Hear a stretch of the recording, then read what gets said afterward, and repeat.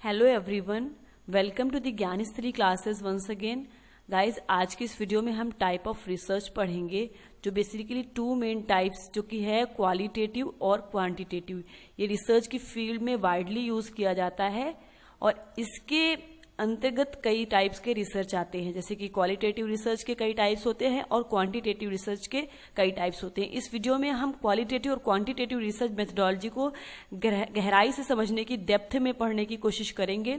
इसके साथ ही साथ मुझे ये लगता है कि आप लोगों को इससे रिलेटेड कुछ प्रायर नॉलेज होगी, आप उसको समझते हुए, उसको अपनाते हुए इस वीडियो में बने रहिए और क्वालिटेटिव और क्वांटिटेटिव रिसर्च से जितने भी क्वेश्चन आते हैं उसको सॉल्व करने के लिए ये वीडियो काफी ज्यादा हेल्पफुल हो सकती है। तो चलिए शुरू करते हैं, जिसमें सबसे पहले हम पढ़ेंगे व्हाट इज क्वांटिटेटिव रिसर्च। मात्रात्मक अनुसंधान क्या होता है। जैसे कि पहले किसी भी कॉन्सेप्ट को समझने के लिए हमें उसकी जो वर्ड मीनिंग होती है उस पर ध्यान देना चाहिए। देखिए, quantitative research deals in numbers, logic and an objective stance. जो डील करता है नंबर्स और लॉजिक के साथ वो कहलाता है क्वांटिटेटिव या मात्रात्मक अनुसंधान। Quantitative research focus on numeric and unchanging data and detail convergent reasoning. किस पे डिपेंड करता है क्वांटिटेटिव रिसर्च? जो कि कन्वर्जेंट रीजनिंग, जैसे कि जो चला आ रहा है, जैसे परंपरागत विचार जो चले आ रहे हैं, जैसे 2+2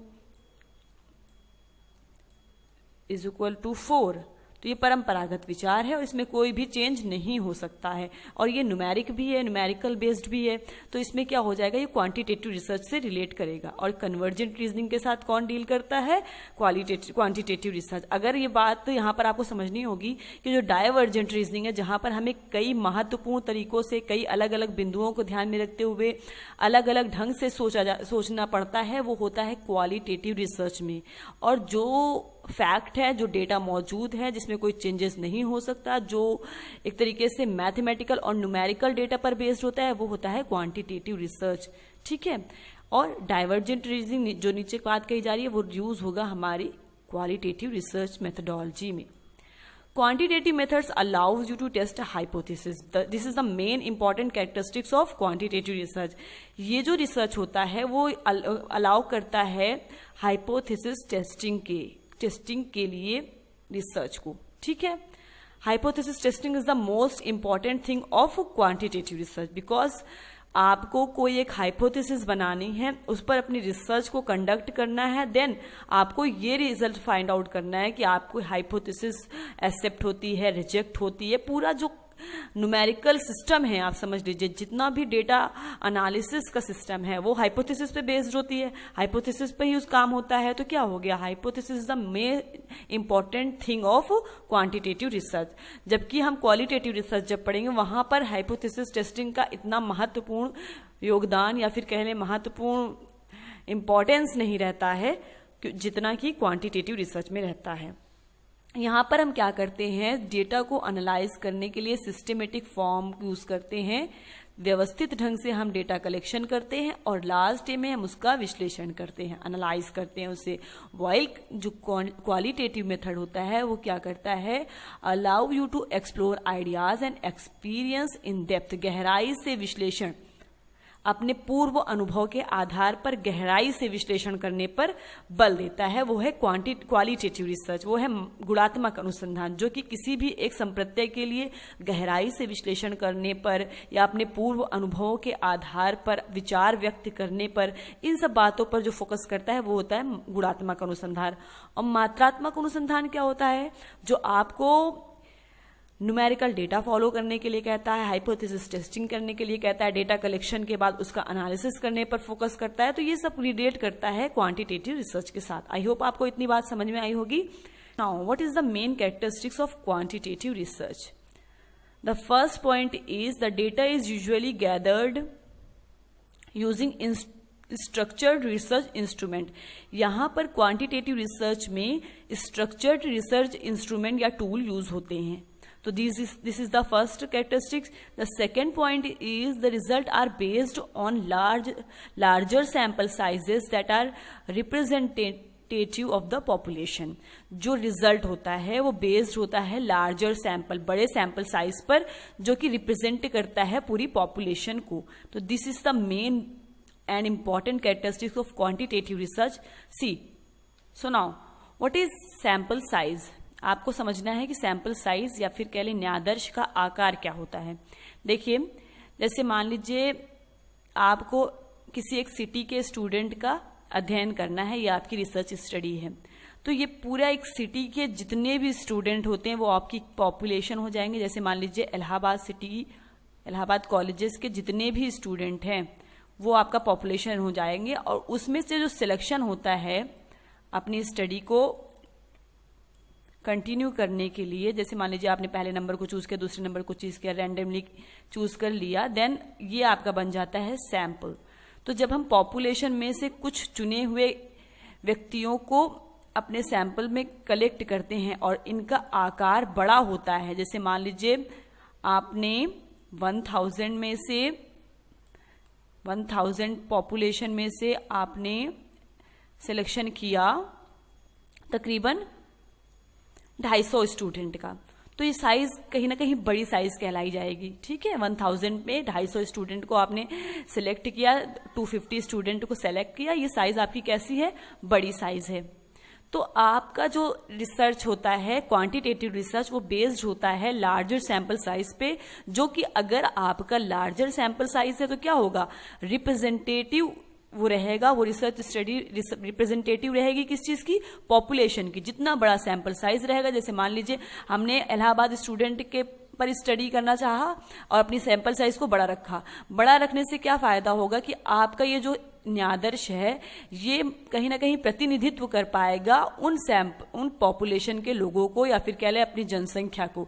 तो लार्जर सैंपल साइज से क्या बेनिफिट होती है कि उससे पॉपुलेशन पर ज्यादा से ज्यादा रिप्रेजेंटेशन हो पाता है। तो this is the main characteristic of quantitative research. Now the research study can usually be replicated और repeated given its high reliability. यहाँ पर क्या होती है, हाई रिलायबिलिटी होती है, उच्च विश्वसनीयता होती है, साथ ही साथ रिसर्च क्या होती है, रेप्लिकेटेड होती है। रेप्लिकेटेड मीन्स आपकी research study, quantitative research study कैसी होती है, रेप्लिकेबल। आपकी रिसर्च से कोई फाइंडिंग्स आई, देन वो फाइंडिंग्स कहीं ना कहीं रेप्लिकेबल हो सकती है दूसरी परिस्थिति में दूसरे लोगों के लिए। तो क्या हो गया फर्स्ट, इसकी थर्ड कैरेक्टरिस्टिक्स, ये रेप्लिकेबल है। Researcher has a clearly defined research question to which objective answer और सॉर्ट। यहाँ पे क्या होता है, सारी चीजें स्पेसिफिक होती हैं, आपका हर एक कॉन्सेप्ट, हर एक डिवीजन बिल्कुल स्पेसिफिक होगा क्वांटिटेटिव रिसर्च में। तो आप रिसर्च क्वेश्चन को भी बिल्कुल डिफाइंड करके बताएंगे कि मेरा रिसर्च क्वेश्चन क्या है, प्रॉब्लम क्या है, उसको किस तरीके से उसके ऑब्जेक्टिव्स बनाने हैं, उसकी हाइपोथेसिस कैसी होगी। तो ये सब इंटरकनेक्टेड होते हैं और ये एस्पेक्ट्स जितने भी हैं वो सब रिलेट करते हैं एक दूसरे के साथ। तो ये एक महत्वपूर्ण विशेषता हो गई मात्रात्मक अनुसंधान की। All aspects of the study are carefully designed before data is collected. जितने भी एस्पेक्ट्स ऑफ द स्टडी हैं वो पहले डिजाइन कर लिए जाते हैं, पहले बना लिए जाते हैं, उनका स्वरूप निर्धारित हो जाता है। किसके पहले, डेटा कलेक्शन के पहले, क्योंकि डेटा कलेक्शन में हमारा आधा काम, डेटा कलेक्शन से पहले हमारा आधा काम हो जाना चाहिए। तो इसके पहले आपको पूरा स्वरूप उसका बना लेना कि आपकी रिसर्च स्टडी कैसी होनी है।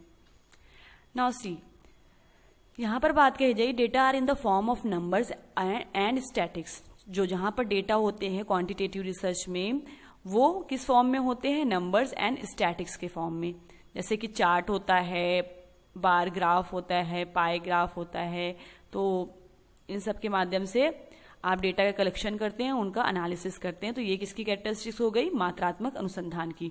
ऑफन अरेंज इन टेबल्स, ठीक है, टेबल्स के फॉर्म में हो सकता है, चार्ट्स के फॉर्म में हो सकता है, फिगर्स, और rather than non textual forms. Non textual means textual form में नहीं, लिखा हुआ नहीं होगा आपको, बल्कि न्यूमेरिकल फॉर्म में मिलेगा। तो ये कैसा हो गया, यहाँ का डेटा जो हो गया क्वांटिटेटिव रिसर्च का, वो न्यूमेरिकल फॉर्म पर बेस्ड होता है।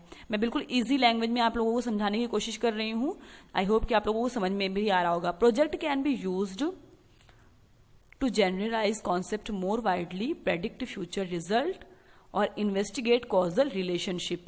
यहां पर क्या होता है, कॉजल रिलेशन, आप देखिए एक्सपेरिमेंटल रिसर्च को समझिए, वो जो कि एक क्वांटिटेटिव रिसर्च है। ठीक है, अब यहां पर आप क्या करते हैं, कॉज एंड इफेक्ट रिलेशनशिप को फाइंड आउट करने की कोशिश करते हैं। ठीक है, तो ये कॉजल रिलेशनशिप हो गया जो कि किसकी कैरेक्टरिस्टिक्स है, जो कि क्वांटिटेटिव रिसर्च की कैरेक्टरिस्टिक्स है। नाउ सी, यहाँ पर जो भी प्रोजेक्ट होता है can be use to generalize concept more widely, concept को जनरलाइज करता है बृहत्तम रूप से या कह ले वाइडली तरीके से।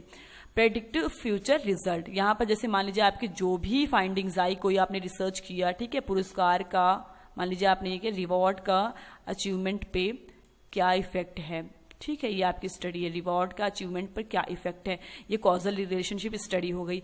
अब इसका जो भी रिजल्ट आया तो ये कहीं ना कहीं फ्यूचर में भी तो इसका यूज हो सकता है। ठीक है, कि हाँ एक कोई रिसर्च स्कॉलर थे, उनकी स्टडी से ये फाइंडिंग्स निकली है तो ये हमारे लिए यूजफुल हो सकती है। ठीक है, तो ये क्या हो गया, ये प्रेडिक्ट फ्यूचर रिजल्ट करता है क्वांटिटेटिव रिसर्च।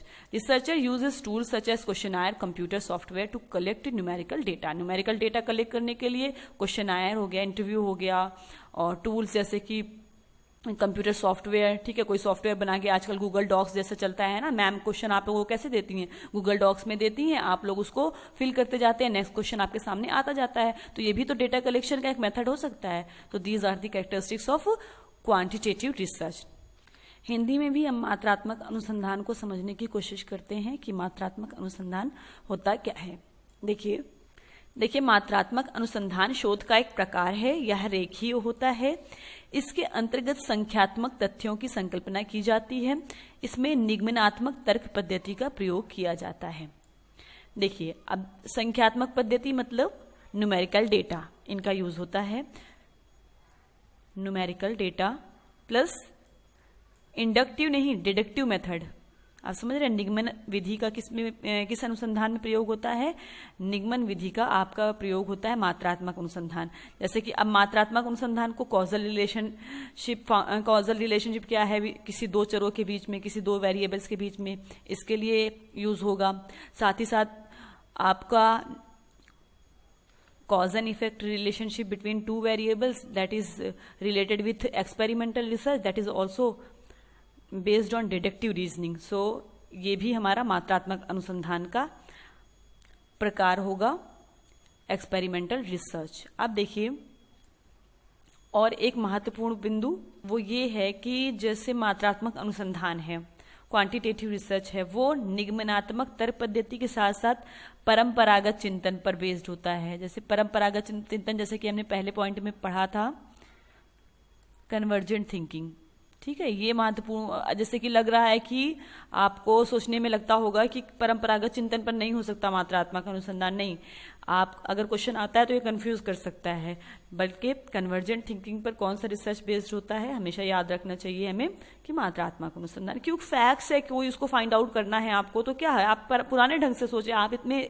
अपने विचार, अपने संप्रत्यय, अपने थॉट्स को तो सामने रख नहीं रहे हैं, उसका विश्लेषण तो कर नहीं है। जो डेटा आपने कलेक्ट किया, जो आपकी फाइंडिंग्स आई, बस आपको उसी पर चलना है, जो सामने आपको दिखा, जो आपने एक्सपेरिमेंट किया, जो आपका ऑब्जर्वेशन रहा, उस बेसिस पर आपकी रिसर्च स्टडी होगी। तो सब कुछ फैक्ट्स कैसा है, एकदम इंटरकनेक्टेड है, प्लस साथ ही साथ परंपरागत है, या फिर कह लें कन्वर्जेंट थिंकिंग पर बेस्ड है, ना कि डाइवर्जेंट थिंकिंग पर।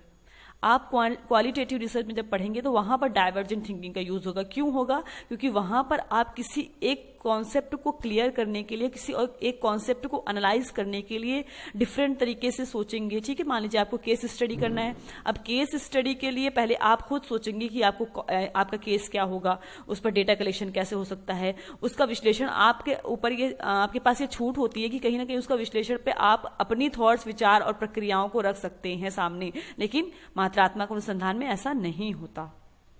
अब हमें समझना है कि क्वालिटेटिव रिसर्च क्या होता है। व्हाट इज गुणात्मक अनुसंधान, qualitative research. So now qualitative research involves collecting and analysing non numerical data, example text, videos और audio, to understand concepts, opinions और एक्सपीरियंसेस। किसी भी अंडरस्टैंड करने के लिए कॉन्सेप्ट, ओपिनियंस और एक्सपीरियंस को, नॉन न्यूमेरिकल डेटा को एनालाइज करने के लिए हम कौन सी रिसर्च का यूज करते हैं? क्वालिटेटिव रिसर्च को। It can be use to gather in depth insight into a problem और generate new ideas for research. ठीक है, न्यू आइडियाज को जनरेट करने के लिए, किसी भी प्रॉब्लम को गहराई से समझने के लिए क्वालिटेटिव रिसर्च मेथड का यूज होता है। मान लीजिए आपके पास कोई एक समस्या है, कोई एक केस स्टडी है, उस पर आपको गहराई से विश्लेषण कर अध्ययन करना है अपनी रिसर्च स्टडी के लिए, तो यहाँ पर आप क्वालिटेटिव रिसर्च मेथड का यूज करें, क्योंकि यहाँ पर आपको फ्रीडम होती है अपने आइडियाज, थॉट्स को एक्सप्रेस करने की। आप कहीं ना कहीं मात्रात्मक अनुसंधान में बंधे हुए रहते हैं। जो डेटा आपके पास ऑब्जर्वेशन के थ्रू आया है उसी का आप एनालिसिस कर सकते हैं, लेकिन क्वालिटेटिव रिसर्च में आपको फ्रीडम होती है किसी भी एक कॉन्सेप्ट को क्लियर करने के लिए, किसी भी एक प्रॉब्लम को सॉल्व करने के लिए, उस प्रॉब्लम के इंसाइट, इन डेप्थ इंसाइट करना, ठीक है, डेप्थ गहराई से विश्लेषण करना, जिसको हम डेप्थ एनालिसिस कह सकते हैं। साथ ही साथ न्यू आइडियाज जनरेट करना रिसर्च के लिए, ये क्वालिटेटिव रिसर्च मेथडोलॉजी की कैरेक्टरिस्टिक हो गई। Now qualitative research is the opposite of quantitative research, ठीक है, बिल्कुल। वहां पर न्यूमेरिकल डेटा तो यहाँ पर नॉन न्यूमेरिकल डेटा, वहां पर आपको फ्रीडम नहीं तो यहाँ पर आपको फ्रीडम अपने आइडियाज को एक्सप्रेस करने की, which involves collecting and analysing numerical data for statistical analysis. वहां पर आपका मात्रात्मक अनुसंधान में सांख्यिकी विश्लेषण होता है, स्टैटिस्टिकल एनालिसिस होता है, जबकि यहाँ पर क्या होता है, यहाँ पर स्टैटिस्टिकल एनालिसिस नहीं होता, बल्कि एक रिसर्चर को फ्रीडम होती है अपनी बात को एक्सप्रेस करने में, अपनी समस्या से संबंधित जो भी संप्रत्य है अंतर्दृष्टि के माध्यम से, सूझ के माध्यम से उसका विश्लेषण करने में। तो these are the characteristics of qualitative research methodology. गुणात्मक शोध को और क्लियर करते हैं। देखिए गुणात्मक शोध क्या है। गुणात्मक शोधकर्ता का उद्देश्य क्या होता है, मानवीय व्यवहार का अध्ययन करना और उसका विश्लेषण करना, ठीक है। ये पॉइंट आपको याद करना है कि गुणात्मक शोध क्या है, मानवीय व्यवहार से संबंधित है, ठीक है। और ऐसे व्यवहार को शासित करने वाले कारणों को गहराई से समझना, ठीक है। ऐसे व्यवहार मतलब मानवीय व्यवहार। गुणात्मक विधि निर्णय के न केवल क्या, कहां और कब की छानबीन करता है, बल्कि क्यों और कैसे को खोजती है। किसी भी एक संप्रत्य से या समस्या का समाधान करने के लिए क्या, कहां और कब की ही छानबीन नहीं करता, साथ ही साथ गुणात्मक शोध क्या करता है, क्यों और कैसे, ये प्रॉब्लम क्यों जनरेट हुई, ये प्रॉब्लम कैसे आई, इसकी खोज भी गुणात्मक शोध के माध्यम से की जाती है। इसलिए बड़े नमूने की बजाय अक्सर यहाँ पर छोटे नमूने या फिर छोटा सैंपल साइज कलेक्ट होता है। अब इसको समझिए, वहां पर क्या था, मात्रात्मक अनुसंधान में आपके पास लार्जर सैंपल साइज होता है, उस ठीक है, आपके पास फ्रीडम होती है कि आप जितना लार्ज सैंपल साइज होगा आपका रिप्रेजेंटेटिव ऑफ पॉपुलेशन उतना ही सैंपल साइज करेगा। तो ये बात समझ में आई, ठीक है। बड़ा आकार होगा तो प्रतिनिधित्व भी बड़ा होगा, ज्यादा होगा पॉपुलेशन का या जनसंख्या का। यहाँ पर क्या होता है, अक्सर जो है आपको गहराई से विश्लेषण करना है, ठीक है। गहराई, ये शब्द याद कर लीजिए, गहराई, डेप्थ एनालिसिस। गुणात्मक अनुसंधान की विशेषता क्या है, गहराई से विश्लेषण, किसी भी एक समस्या का गहराई से विश्लेषण। ये लाइन आपको याद कर लेनी है, ठीक है। तो या जैसे मान लीजिए आपको गांधी दर्शन पर अध्ययन करना है, ये आपकी एक केस स्टडी हो गई।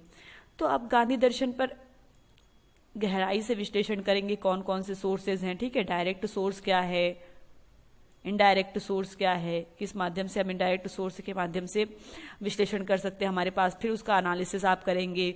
देन आपके हाथ में ये सारी चीजें होंगी, है ना। आप इसमें कहीं ना कहीं फ्री होंगे अपने आइडियाज को रखने के लिए, ठीक है। लेकिन आप मात्रात्मक अनुसंधान में ऐसा नहीं होता, सारी चीज नियंत्रित परिस्थिति में होती है, कंट्रोल्ड सिचुएशन में होती है, cause and effect relationship find out किया जाता है। तो these are the characteristics of गुणात्मक और qualitative research methodology. I hope कि आप लोगों को समझ में आया होगा, ठीक है। यहाँ पर वहां पर सैंपल साइज क्या होता है, बड़ा होता है, और यहाँ पर सैंपल साइज छोटा होना चाहिए, क्योंकि तभी हम गहराई से उसका विश्लेषण कर पाएंगे। ये बहुत ही अच्छा चार्ट दिया गया है जिसमें हम क्वालिटेटिव रिसर्च और क्वांटिटेटिव रिसर्च में या क्वांटिटेटिव मेथड में डिफरेंस को समझेंगे, ठीक है। तो यहाँ पर देखिए क्वालिटेटिव रिसर्च क्या होता है, जैसे कि अभी हमने पढ़ा, method includes focus group, in depth interviews or reviews of documents for types of theme, ठीक है। टाइप्स ऑफ थीम के लिए क्या, रिव्यू ऑफ डॉक्यूमेंट्स हो गया, इंटरव्यूज हो गया, डेप्थ इंटरव्यूज जो होते गहराई से किसी, जैसे आपने किसी जो एबनॉर्मल या फिर कह ले मेंटली प्रॉब्लम जिन लोगों को है उसमें से 10 लोगों का सिलेक्शन किया आपने सैंपल साइज में। अब उनका आपका डेप्थ इंटरव्यूज करें, आप उनका डेप्थ इंटरव्यूज करेंगे, उनको अलग से उनसे समस्याओं से अवगत होंगे, तब आप उसका विश्लेषण करेंगे। तो ये किससे रिलेटेड हो जाएगा? क्वालिटेटिव मेथड से रिलेटेड हो जाएगा। ये फोकस ग्रुप पर डिपेंड होता है कौन सा रिसर्च, क्वालिटेटिव। नाउ यहाँ पर क्या बात कही जा रही है? Surveys, structure, interviews and observation and review of records of documents for numeric information. ठीक है, सर्वे हो गया, ऑब्जर्वेशन हो गया, रिव्यू ऑफ रिकॉर्ड हो गया, ये क्या है? न्यूमेरिक इन्फॉर्मेशन के लिए हम इसका यूज करते हैं क्वांटिटेटिव मेथड्स में। Now primarily inductive process use to formulate theory और हाइपोथेसिस। आप हाइपोथेसिस बनाने के लिए कौन सी प्रोसेस यूज करें, कौन सी रीजनिंग यूज करेंगे? इंडक्टिव रीजनिंग क्वालिटेटिव में। डिडक्टिव रीजनिंग यहाँ पर यूज करेंगे, डिडक्टिव प्रोसेस यूज होगी।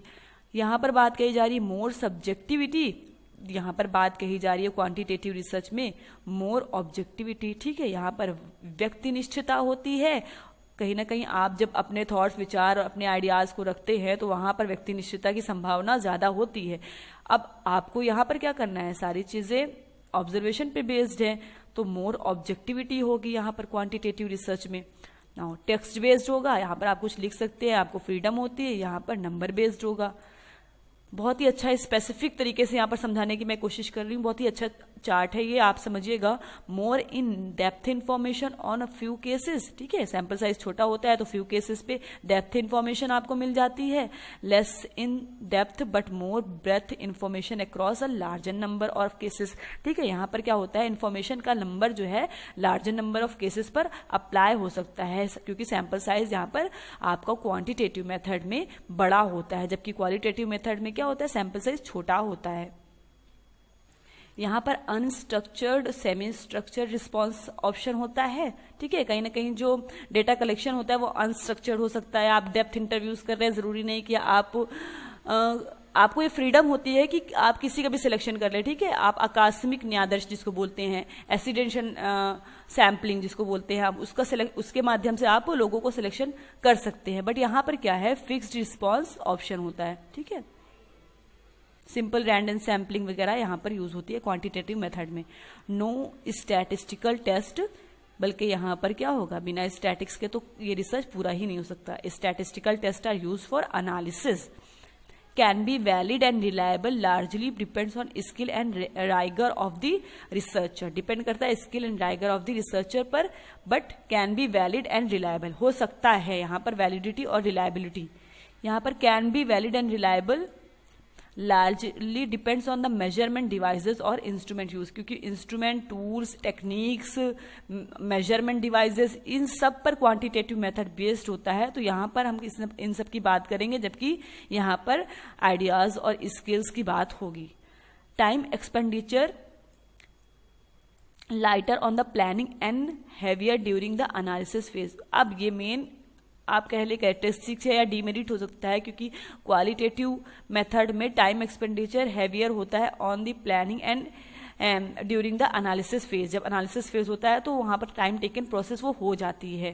ठीक है, आप केस स्टडी करेंगे, बहुत ही जल्दी वो केस स्टडी पूरी नहीं हो सकती, क्योंकि आपको उसका पिछला रिकॉर्ड भी देखना है, कौन कौन से रिकॉर्ड्स मौजूद हैं उसको भी देखना है, उसकी क्या रिलेवेंसी है ये भी देखेंगे। तो आप ये कहीं ना कहीं टाइम टेकन प्रोसेस हो जाएगा क्वालिटेटिव मेथड में।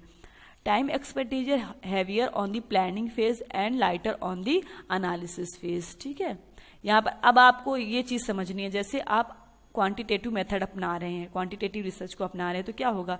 जब आप डेटा कलेक्शन करेंगे तो कहीं ना कहीं टाइम लगेगा। मान लीजिए 5 सिटी में आपको जाना है और डेटा कलेक्ट करना है, तो कहीं ना कहीं टाइम तो लगेगा ही 5 सिटी का डेटा कलेक्शन में।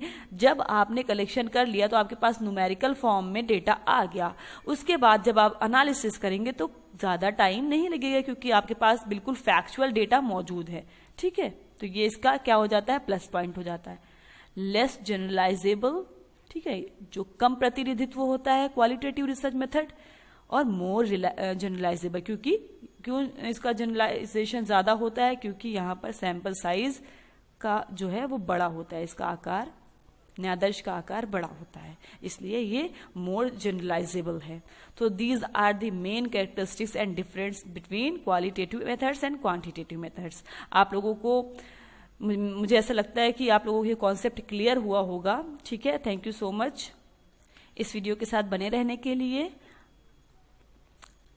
आप नेक्स्ट वीडियो में हम types of research, descriptive, historical, experimental का डिटेल्ड स्टडी करेंगे। तो अभी जो हम लोगों ने समझा है वो है what is qualitative and what is quantitative methods of research.